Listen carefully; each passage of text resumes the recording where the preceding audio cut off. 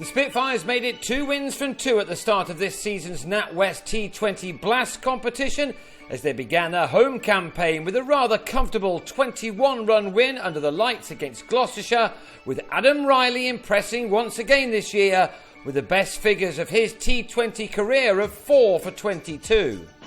Batting first after winning the toss, the Spitfires didn't quite repeat the explosive start they managed in the win over Somerset a week ago, but Rob Key picked up the 14th ball of the match for the first 6.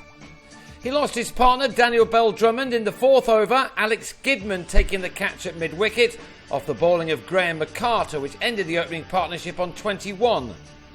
Key scored plenty of runs with this shot last week in Taunton, and he again played it well as he and Sam Northeast carried the score along to 45 for 1 at the end of the 6 overs of power play. It was nothing more than a steady start really, but only 1 wicket had been lost, which is always important.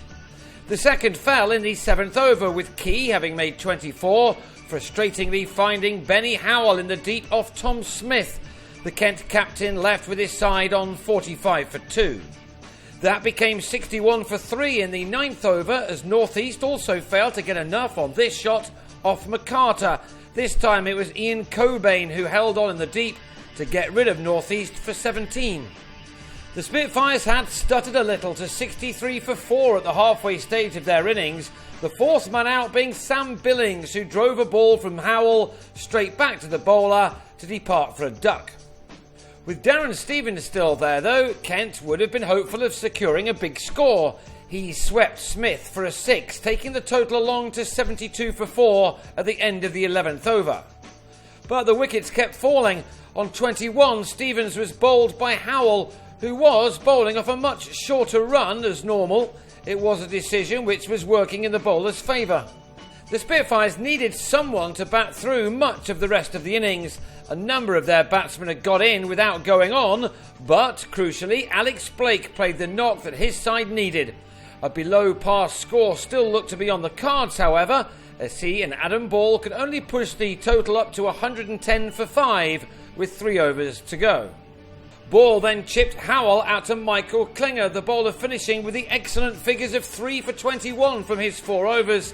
Kent now needed to make the most of the remaining deliveries. Blake was the man to do that. This was the pick of his shots, an extraordinary cut over the square cover boundary, which brought him a maximum to go with his 5 other boundaries. He was stumped off McCarter to the last ball of the innings, the bowler finishing with figures of 3 for 26. Blake ended up with a 30-ball 41, which had seen his side to a final score of 136 for 7 from their 20 overs. Blake aside, hitting big shots had clearly not been easy on a pitch which has seen plenty of the wet stuff lately, so Kent would have fancied their chances even after Klinger just got his bat down in time to prevent being run out by Billings. The keeper did do well to grasp hold of an edge off the bat of Chris Dent though, which brought about the end of the Gloucestershire opening partnership, which had realised only 13 runs in 21 balls. Mitch Claydon got that wicket, and it was a bit of a mystery why he didn't follow that up with a dismissal of Gidman next ball. I'm really not too sure what that was missing. It allowed Gidman to settle in along with his captain Klinger, and these two began to make steady progress. The required rate at the start of the reply was 6.8 runs per over, and after 9 overs had been bowled, that rate had increased to 8.45, with these boundaries being rather a rare thing. The Spitfires' attack was doing a fine job. Riley was introduced in the 10th over, and with his second ball he had Klinger LBW playing something rather horrible. The Gloucestershire skipper departed for a runner ball 25, with his side left to get 88 runs from the last 10 overs. They'd managed only 49 from the first 10, and so now needed to get a wriggle on. Hamish Marshall swept ball for a maximum in an over which cost 15 runs and threatened to open up this game once more. But the door was firmly shut at the start of the next over. Riley just bowled straight and Gidman played a rash shot to hear the death rattle. Riley had figures of 2 for 7 from 2 overs. The spinner's next one was a little more expensive, but it also included the wicket of Cobain, who could only find Northeast at long off to go for 3. The visitors were on the slide now on 77 for 4 with just 6 overs remaining.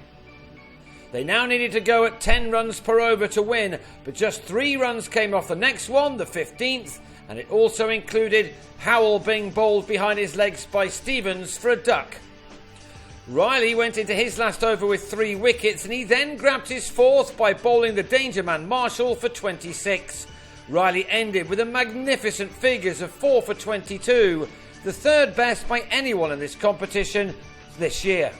Riley had just about won his side the game, and the victory was confirmed when Cameron Herring sliced a hit off Doug Bollinger out to key at 98 for 7 with just 16 balls of the match to go.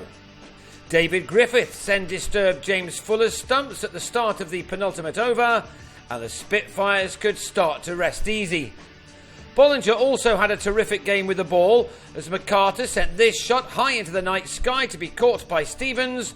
The Australian was able to take the figures of 2 for 15 from his 4 overs.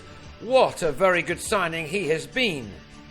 Gloucestershire needed 27 from the last over, and with Bollinger bowling so tidily, that was never going to be scored. In fact, just the 5 runs were managed, and so the game ended like this, with Gloucestershire ending some way short of their target on 115 for 9. It was all rather easy in the end for the Spitfires, who put in a thoroughly professional all-round performance to win for the second time from 2, this one being by 21 runs. Next week there are back-to-back games, one at the Ageas Bowl against Hampshire on Thursday, and then back at home against bottom club Middlesex on Friday.